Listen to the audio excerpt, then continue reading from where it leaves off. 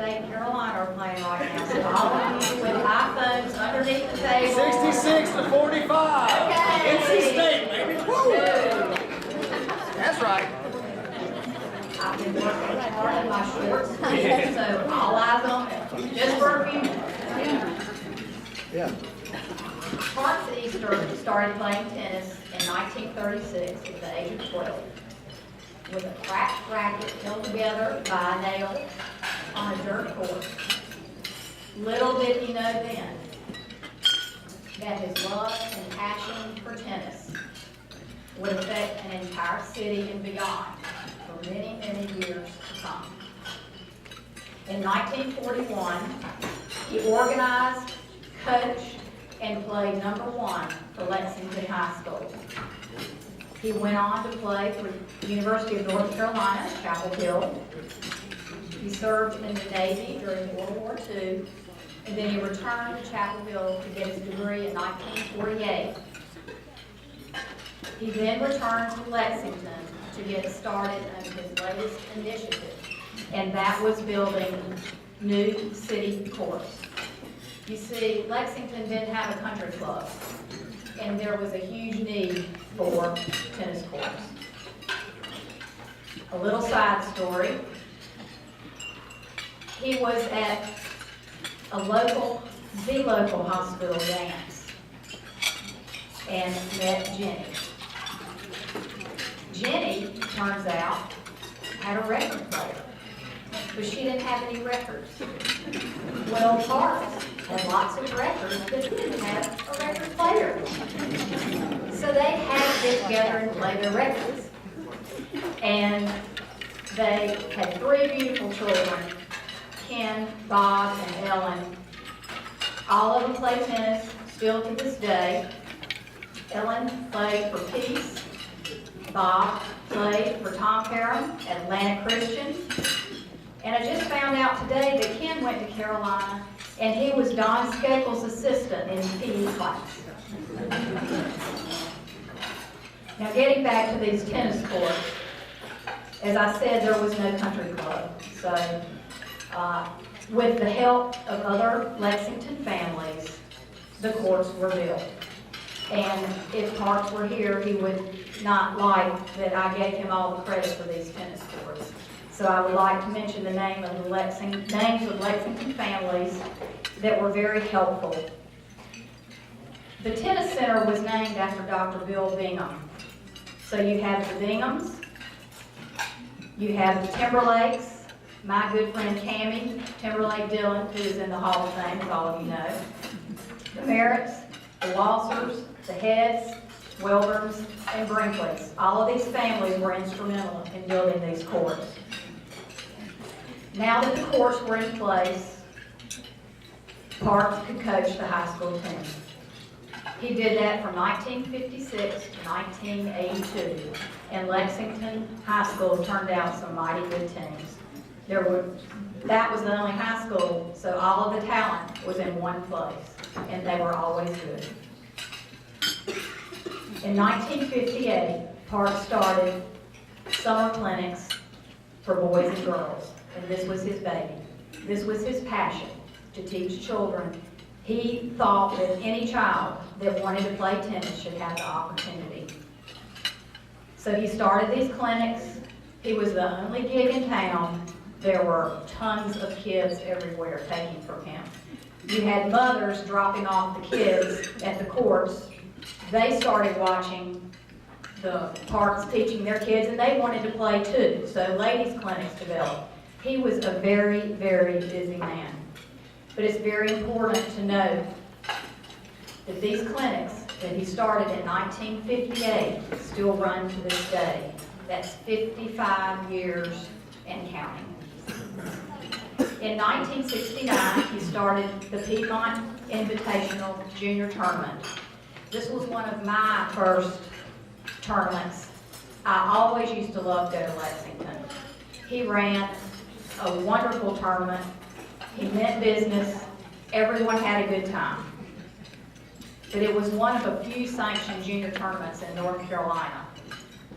Ken shared some information with me. He said that there could be in a summer as many as 385 entries into the Piedmont Invitational. You had 64 singles draws, 32 doubles draws. It was a very popular tournament, and for good reason. Talking about junior tennis leads me to one of characteristic of the Parks. He had no tolerance for poor behavior. Ellen told me the story that she actually witnessed a 12-year-old little boy playing in the Piedmont Invitational.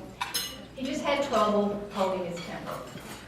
Every time he lost a point, he would head to the net and whack the net with his racket. And Parks had just finished these courts now, so when the little boy came on the court, Parks was there to meet him and said, "Son, do you have any idea how much these nets cost?" And obviously he would say that because he knew how much every detail cost at that center. And then little sister Ellen told me a story about one of her brothers, and I don't know who it was, she does, but they were playing in a tournament in High Point, and Parks was there to watch either Ken or Bob.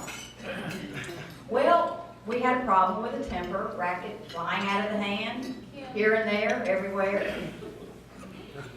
And when you walked off the court, Parks was there to meet you, telling you, "Son, if I see the racket leave your hand again, you will be paying for your racket from this day on."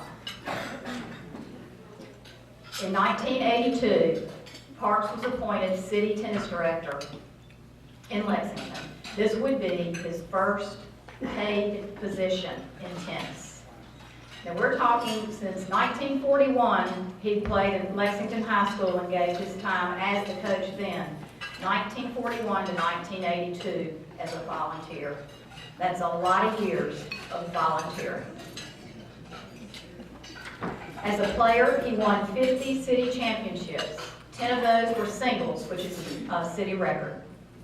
In 2008, he was inducted into the Davidson County Sports Hall of Fame. And tonight, we're going to induct him into the North Carolina Tennis Hall of Fame. Ellen? Thank you.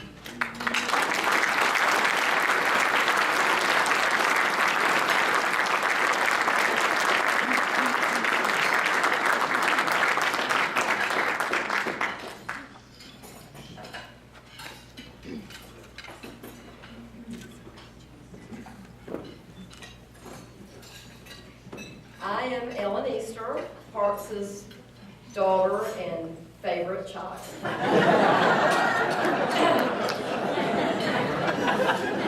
These are my brothers, Ken and Bob Easter. Our mother, Jenny, was supposed to be here tonight and was just so excited, I cannot tell you. She is sadly under the weather. She is at home in Lexington. As you can imagine, she is heartbroken and wishes she were here with all of you. We are going to stand in for her, and what I have done is I brought her words, and I'm just going to read them to you. Mom wrote these words soon after John Petticord called her to tell her about Dad's great honor. She literally, within days, feeling all of this emotion and pride, wrote these words and she memorized them, and so just imagine that she is here and I'm going to read them to you, okay? So just bear with me. First, thank you to the selection committee, to Susie, and to our family and friends who are here supporting us. Also, our family congratulates the other new members, Bonnie and Frank. My husband's involvement with tennis had nothing to do with possible future accolades, but because he loved the game, as do you. Parks Easter didn't insist anyone learn to play tennis, but he wanted everyone to have the opportunity to see if the sport were right for him or her. Also, he knew how many wonderful, lifelong friendships could develop. Lexington does not have a private tennis club, so all the playing is done on public courts or on private courts. This makes it possible for anyone interested to play, and for free. Parks learned to play tennis with a broken racket held together with a tack and some tape that was given to him by his brother when he was 12. It was great fun, and he was hooked forever. The men who played at that time were very generous to the boys and let them play when they had finished with the court. In addition, they would give them their used balls. The boys had rackets of sorts, but tennis balls were scarce. So when the boys had finished, they would sweep and line the clay courts, the red dirt clay courts. Parks' tennis life consisted of playing, teaching, coaching, promoting, and organizing. He was passionate about it all. Well, almost. When kids did not behave on the court, by hitting the net court with their rackets, screaming, throwing rackets, or hitting balls over the fence on purpose, he had a heart-to-heart to explain these antics were not part of the game. I'm sure no one in this room has ever been guilty of any of these things. This is such a great honor for Parks to be recognized by the selection committee, and our children and I are so thrilled and excited that you're inducting him into the North Carolina Tennis Hall of Fame that has such a nice ring to it. We thank you very much.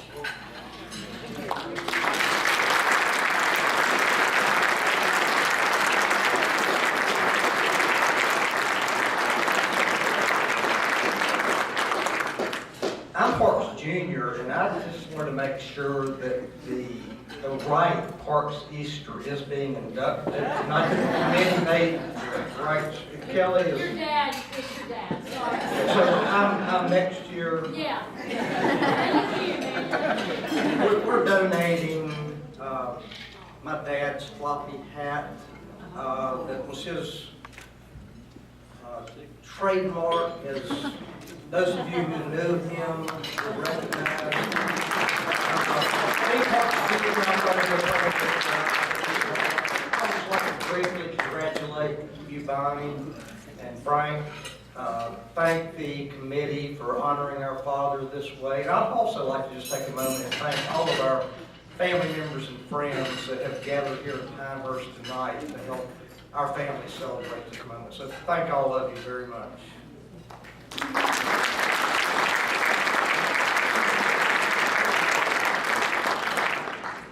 I'm Bob Easter, and I also want to thank everybody for this great honor for my dad and for our family.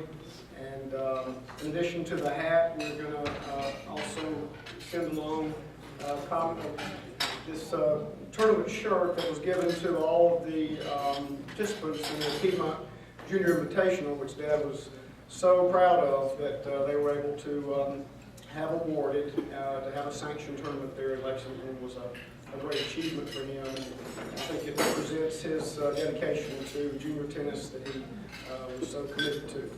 So thank you all very much.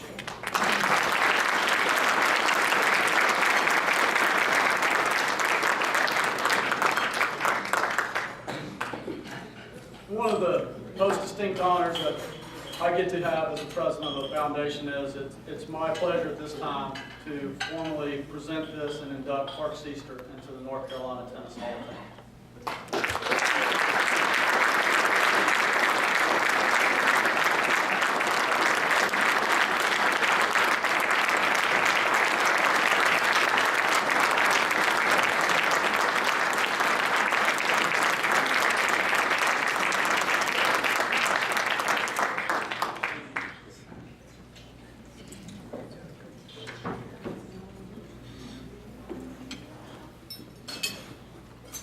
This is such a joy to get to hear about all these stories and feel like you were out there on the court seeing some of these things happen.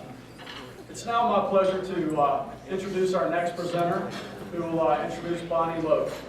Can you please welcome Tamara Ashford up to the stage.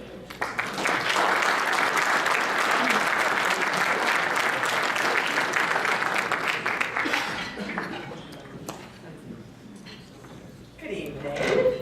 Go do.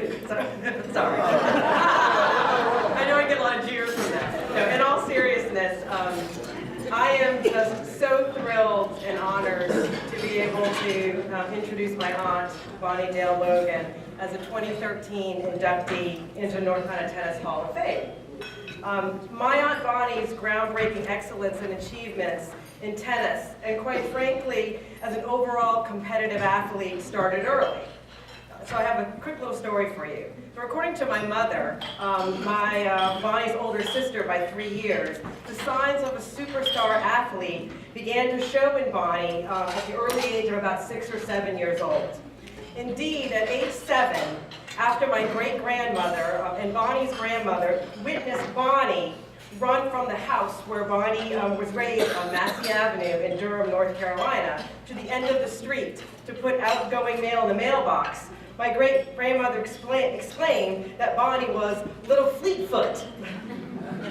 It was around the age of 7 that Bonnie took her little fleet feet to the tennis courts of Durham and started playing tennis, launching a junior tennis career of unprecedented dominance during the 1960s in the American Tennis Association. And for those of you who may be less familiar, the American Tennis Association, also known as the ATA, and founded in 1916, is the oldest African-American sports association in the United States. The ATA was formed by a group of African-American businessmen, college professors, and physicians who yearned for and enjoyed the camaraderie and competition that the sport of tennis offered, because they were severely hampered by the nation's acceptance of policies and practices during that time that denied blacks access to most USTA events. They overcame these obstacles by forming their own national tennis circuit, with the first ATA National Tennis Championships held at Baltimore's Druid Park in August of 1917. Bonnie's dominance in the ATA was simply exceptional. Indeed, a 1963 article from the newspaper, the Baltimore African American, perfectly sums up her dominance. And I would just like to read from part of that article. And so it says this: "The American Tennis Association may have another Althea Gibson in its up-and-coming youth ranks. The youngster is 14-year-old Bonnie Logan, Durham, North Carolina, who came to the North Carolina A&T college campus last week and walked off with championships of 3 divisions.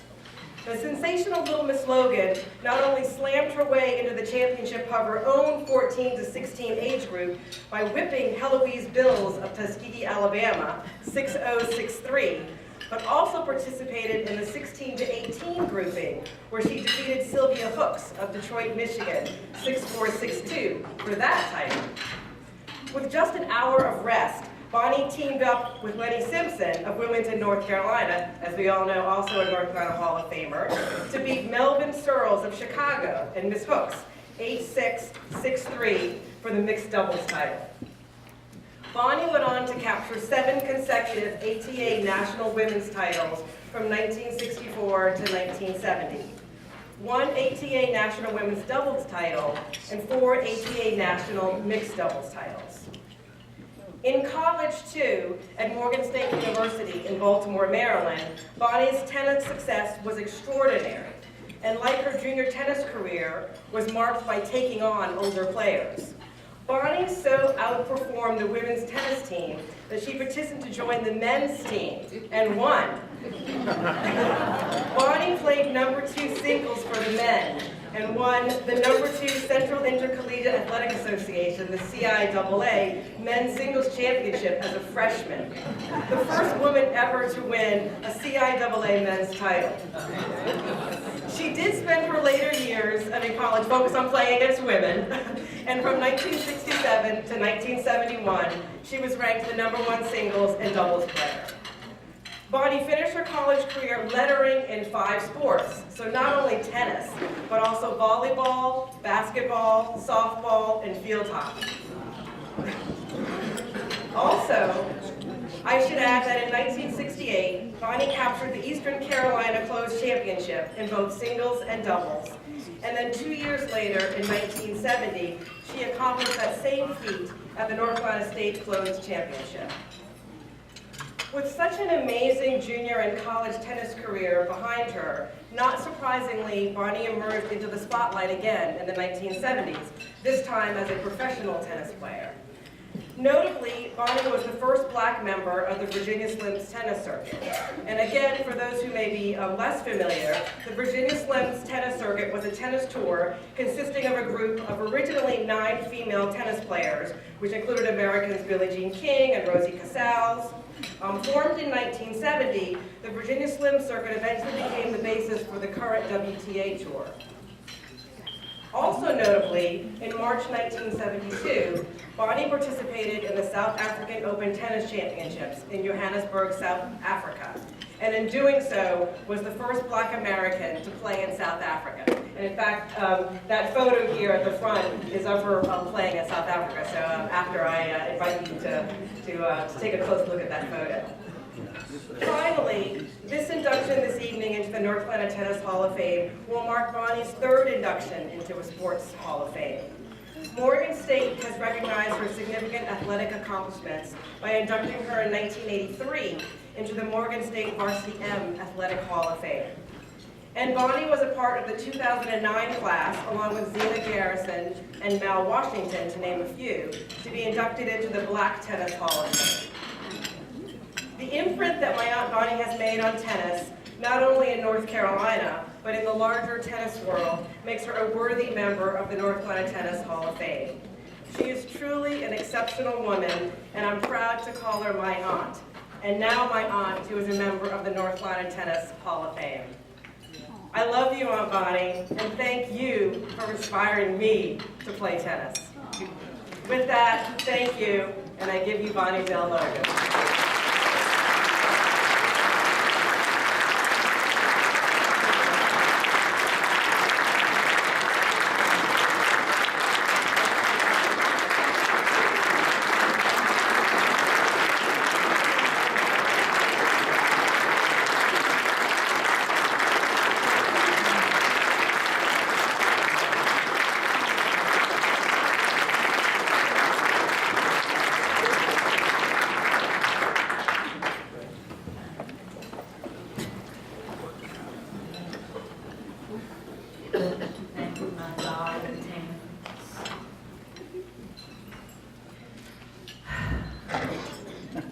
Good evening, ladies and gentlemen. Let me gather my thoughts for a minute. First of all, I would like to thank the North Carolina Tennis Foundation for recognizing my tennis accomplishments at this very prestigious occasion. Secondly, I would like to sincerely thank all of my family, friends, tennis associates from the bottom of my heart for braving the elements to witness this historic occasion.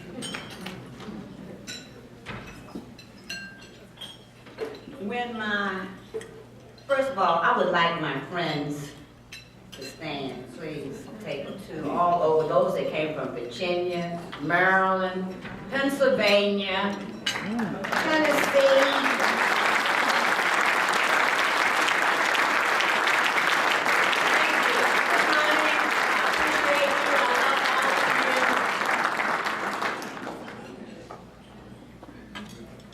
When my brother George took me on the court at 9 years old, and taught me the game, I never would have believed I would be standing here today. Stand up, my brother George. Thank you.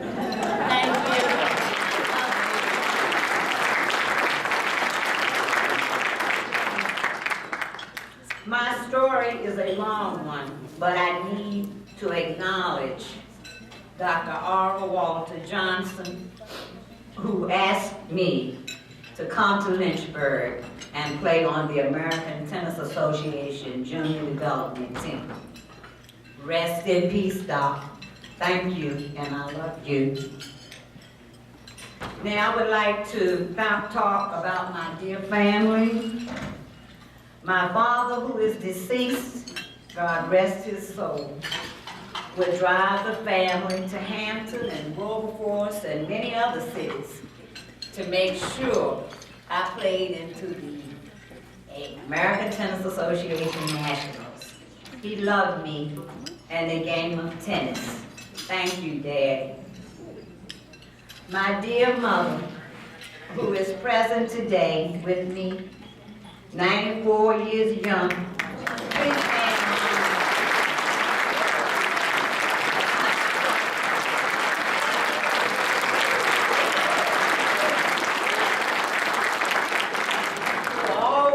Encouraged me and had shelves constructed in our family room to house my 200+ trophies. Thank you, Mom. Thank you. And of course, my dear sister, Wendy. Please stand, who has always been on my side, by my side. She plays tennis today in the USTA League in Boston, 3 times a week. Thank you, Wendy. I would like to end my comments with a poem I wrote. Tennis, tennis, where will I finish? I started playing many, many years ago. Time moved on, fast and some slow. Running and sliding up and back on the court. Matches were won and lost. Newspapers would report. Titles were won. Trophies were my prize. Now, what lies ahead before my eyes?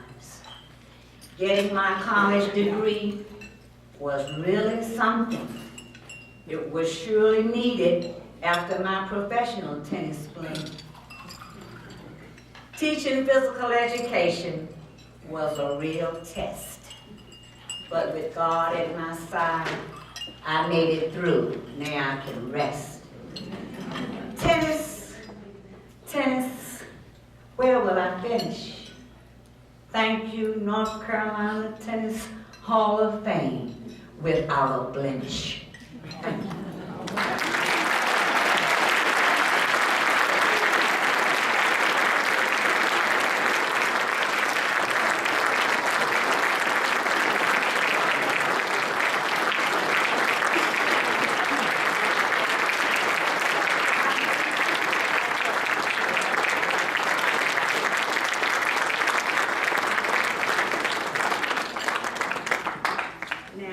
Trophy is the North Carolina Closed Tennis Championship 1965 Women's Singles Championship Trophy.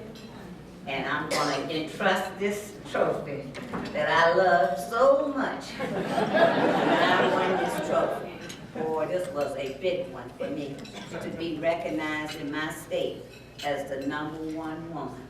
That really boosted me and made me feel real good.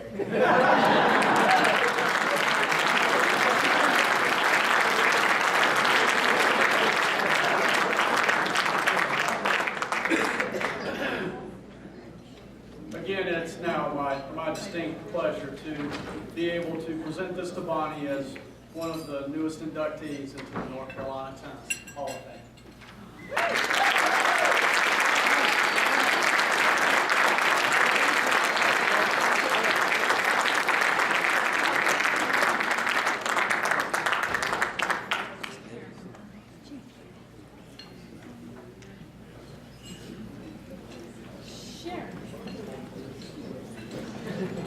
You know, I thought playing a couple of sports in high school and college might be kind of busy, but 5 letters, I think I should have been able to study a lot more. Now for our third inductee. It's my distinct pleasure to introduce one of our fellow Hall of Fame members here tonight, Jim Korn, who will introduce Frank Love Jr. Jim.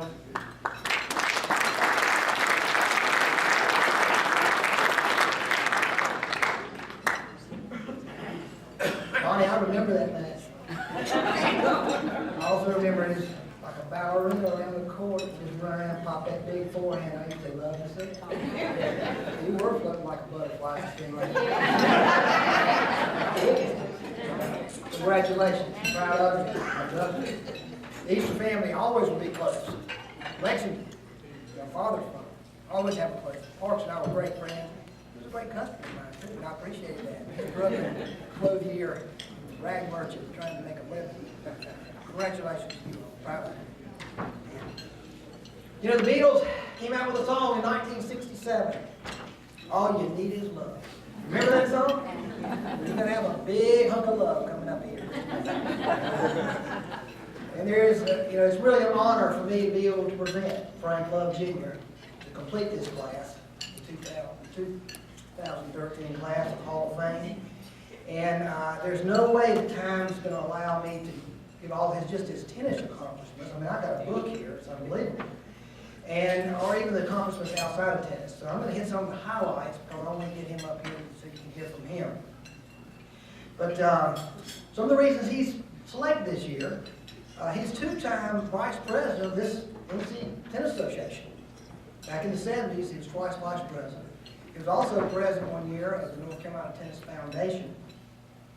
He was selected twice as a member of the Gordon Cup. For you people that don't know what the Gordon Cup is, that's when the seniors from the United States play with the seniors from Canada. And so he was selected twice for that. He was also selected 9 times to play on the Asuna Cup. That's when the seniors from the United States play the seniors from Mexico. And so he was selected 9 times for that.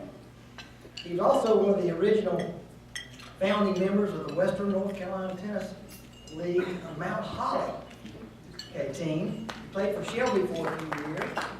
And we've got some of them here.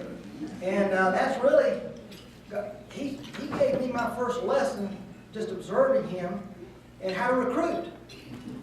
Because, you know, I was never that much of a geography, expert. But when, Mount Holly was here and he had Ryan Smar, who was here, Bob Light was here, Norman Chambers, I don't know if he made it, but how they were in Boone, but yet they played for Mount Holly. I still have never quite figured that out. So that was my first, really major lesson in recruiting. And he always seemed to have that. We never knew, and Neil McGahee, who played on the Statesman team today, we never knew who was going to show up. Keith went from Charlotte. You know what I'm talking about when they played Charlotte. You never knew who was going to play for Mount Holly. But you knew they were going to be good because he knew how to recruit. Okay? He actually, just to touch on some of the tennis part of it, he has been ranked, I've got rankings here from 1968, and I'm not going to go through all that. He's been ranked in this state #1 in various age groups, #1 in the South in doubles with 2 different partners, Don Anderson and Buck Archer. He's been ranked nationally with Buck Archer at #8 one year, and they were #1 in the South that year, 1983. And with Don Anderson, he's been ranked several times nationally, like 13 and 11. And they were ranked #1 in the South, like I said, a couple of years. He was ranked as high in the South as 4th in the 50 singles. He also won the 1975, actually 1976 Southern Hardcourt Singles Championships. And that same year, he won the North Carolina 55s singles and won the 55 doubles. In 77, that was with Curtis Walden, won the doubles. He won the next year the 55 doubles with Buck Archer, and then in 78 he won the 55 doubles with Don Anderson. Okay? And so he won 3 years in a row in that age group, 3 different partners. And there's numerous times up and down this ranking sheet that I could go on and on about. But I know one of his favorite victory, his favorite victory was the 1975 Gaston County Mixed Doubles Championship that he won with Mimi, his daughter, in 1975. And he was also extremely proud of this being ranked #5 in the state, and the father-son with his son Jim out here. And so those were some of his, and I'll let him tell you about some of the other tennis part of that, but his rankings just go endless here. Frank really graduated from Shelby High in 1938, and then he went on to the Citadel. He's a 4-year letterman at the Citadel in tennis, graduated in 1942, served our country in the U.S. Air Force, and honorably discharged as a major in 1946. But a major thing happened in 1943 is when he married Mackie. That's Jim and Mimi's mother. Okay? And then in fact, when he got discharged from the Army, they moved back to Shelby. And that's a few years there, and that's when Jim and Mimi came into existence all of a sudden. And in '53, Frank, they moved to Mount Holly. Frank had been working with a family with the Dover Mills up in the Shelby area, and they moved to Mount Holly when he took a job with American Eagle. And A&E, if any of you have ever heard of A&E, you know about it from our area. And he worked for that for 20 years before he became president, and took that to the third, he retired in '84, but it became the third largest sewing thread company in the world under his leadership. Okay? That's big time, people. That's big time. He had plants all over the world. And then he had 39 great years of marriage with Mackie before she passed on to be with our Lord and Savior. And then he, in 1982 is when she passed on, and he was single for a couple of years and started dating a high school girl that he had dated, a widow from Shelby, Virginia Jones, who is happened to be my aunt and my mother's best friend. And they had 22 years, great years together before she passed on to be our Lord and Savior in 2008. And she's represented here also with Peter Barnes, who was our son-in-law, down from Connecticut, and we got Jay and a couple, Texas, right here. So there's one thing that a lot of people don't know about Frank that I want to tell you about, okay, is that, well, first of all, I told him the other day, I said, well, you knew how to pick partners, obviously. You married over your head twice, okay? You knew how to pick doubles partners. You won all these doubles, but besides being a great singles player, all these doubles victories. He was Don Anderson, played over 200 tournaments with Don Anderson, and over 100 with Buck Archer, and all these national rankings and southern rankings and state rankings, okay? So the guys obviously knew how to recruit on that. But he has, in 1946, when he moved back to Shelby, he started the Frank Love Orchestra. That is a big band orchestra. And when the shoulder started popping a little bit, the knees started popping, and the tennis started slowing down, in 1991 he resurrected the Frank Love Orchestra. Okay? And he has been playing in different orchestras. You might see him at a tournament in the day, and you went to the party at Myers Park Country Club, you might see him playing the trumpet at night, okay? Buck used to tell me about that, all right? And, but he started the Frank Love Orchestra, and you can go to frankloveorchestra.com today, and you can book, if you want it, you can book a big band. And they're still playing, and played a couple weeks ago again. Okay? He has a couple CDs, so we're dealing here, okay? I knew you'd know that, okay? But anyway, it is a great privilege and pleasure for me to introduce Frank Love Jr. to complete this class, North Carolina Tennis Hall of Fame for 2013. Frank Love Jr., let's bring him up.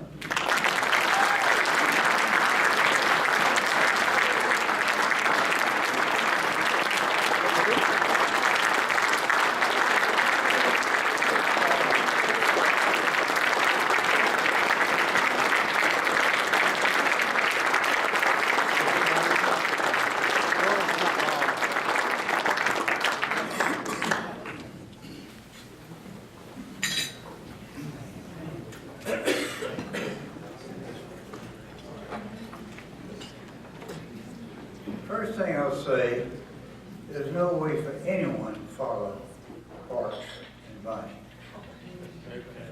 Here's about that, there's no way. I'm here, and then Jim took all of my speech. It's gone. At any rate, I'll repeat some of it.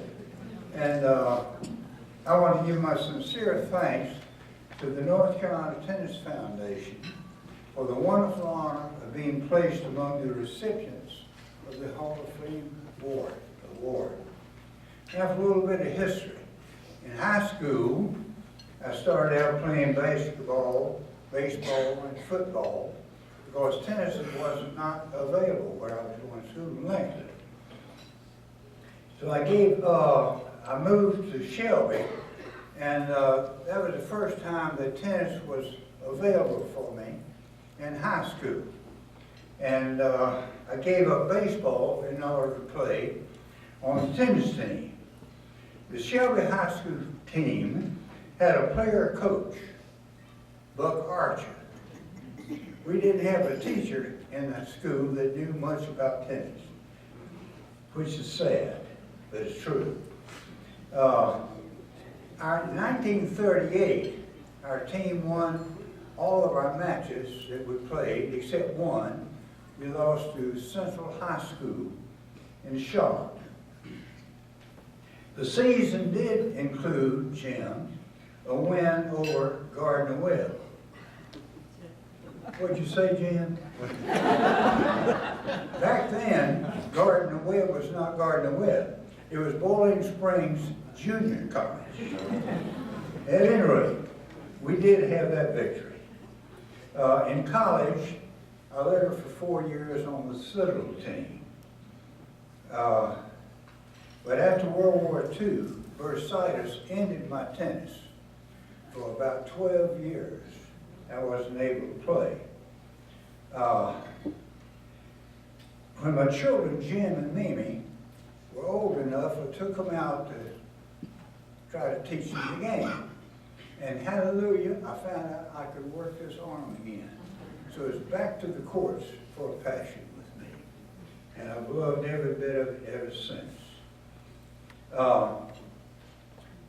After a few years of regular tennis, I ventured with a true passion into senior tournament tennis for many enjoyable years, and was privileged to play, as Jim told you, for 12 years on cup teams where the United States seniors played other countries' seniors. Two things I'm very proud of. I think Jim mentioned that too. Very proud of these two.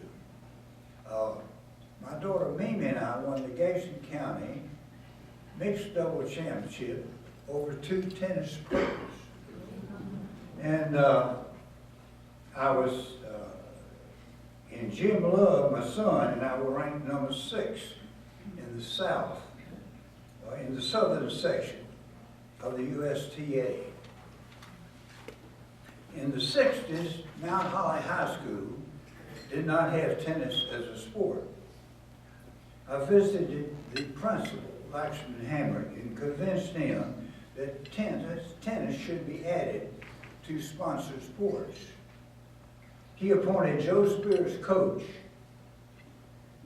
and the Mount Holly Hawks tennis team started.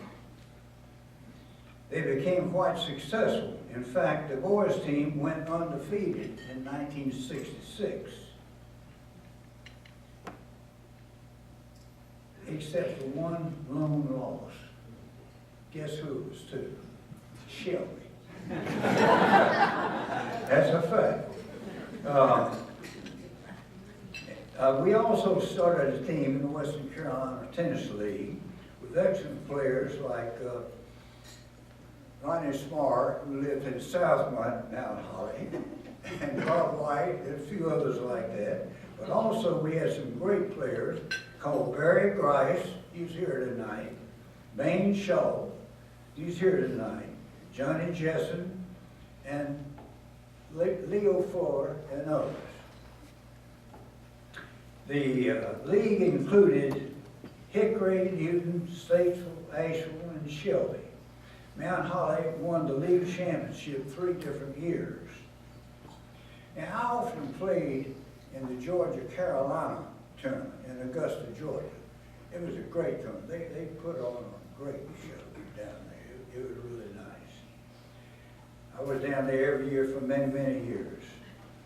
One year I was playing in the 45 singles and the 45 and 35 doubles with pickup partners. A man approached me and introduced himself as Don Anderson from Hickory, North Carolina.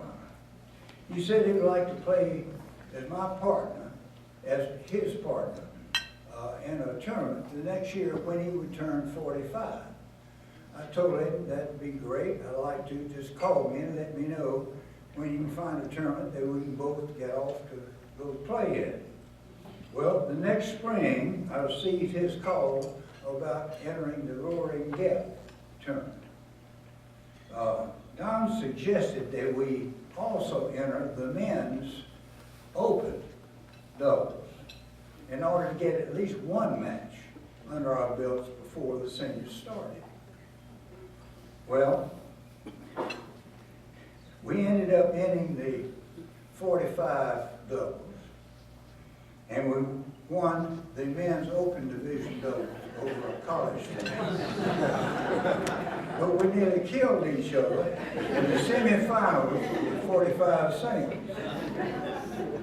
I was most fortunate in having many, many great doubles partners. But two of my very best were Buck Archer and Don Anderson. Georgiana Anderson, Don's widow, is with us tonight with her daughter and granddaughter. Don passed away about a year ago. Don was a University of North Carolina basketball scholarship player from Illinois. And he played on the Carolina team that in 1946 went to the finals of the NCAA championship against Kansas. And Don was the center of the Carolina team. And he was 6'2". And today that's a short guy. But that was a pretty tall fellow back in my day. At any rate, Kansas had, I think it was the first 7-footer in college basketball playing center, George Curley. Well, the Carolina coach, I thought this was great. The coach of the University of North Carolina team said, you know, there's no way Don could jump against that. He didn't have a player on the team that could jump. Back in those days, the basketball game didn't start until they had the tip-off between the two centers to begin the game. That's the way the game began. So the coach at Carolina picked out the shortest guard he had. I think he was 5'7". And he went out and jumped center against George Curley, 7 feet. The crowd loved it. And so here's a tip though that I like to give you. If you want to win tennis doubles, the secret is get a good partner. Many thanks again for the great honor that you've given me tonight. Thank you.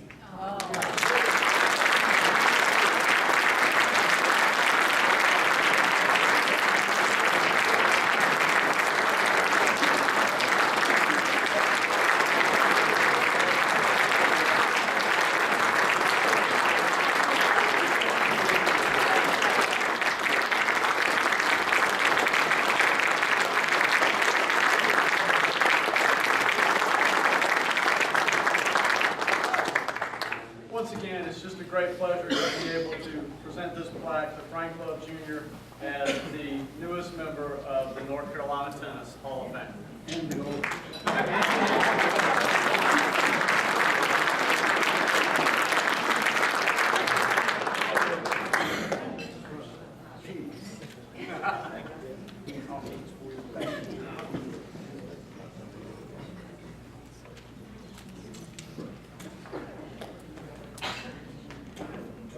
Anyone want to challenge me to a tennis match?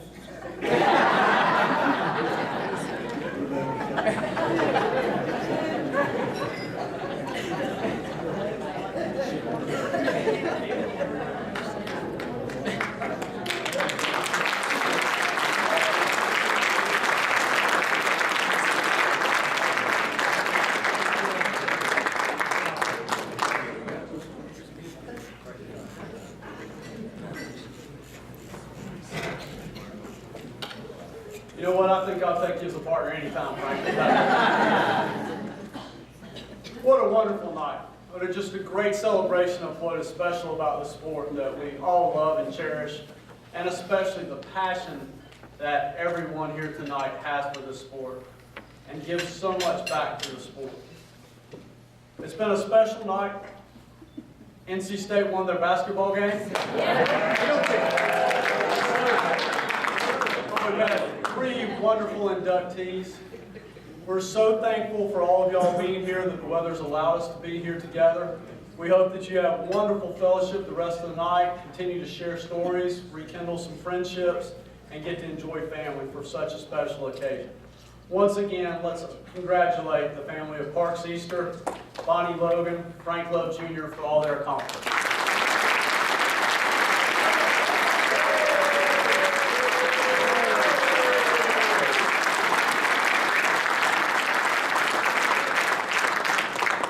On behalf of the North Carolina Tennis Foundation, it's my pleasure to just thank you again for being here, to sharing these 3 great stories, these 3 great lives that have meant so much to tennis. We hope you have a wonderful evening and a safe trip back home. And again, thank you so much for everything you do for tennis. Have a great night.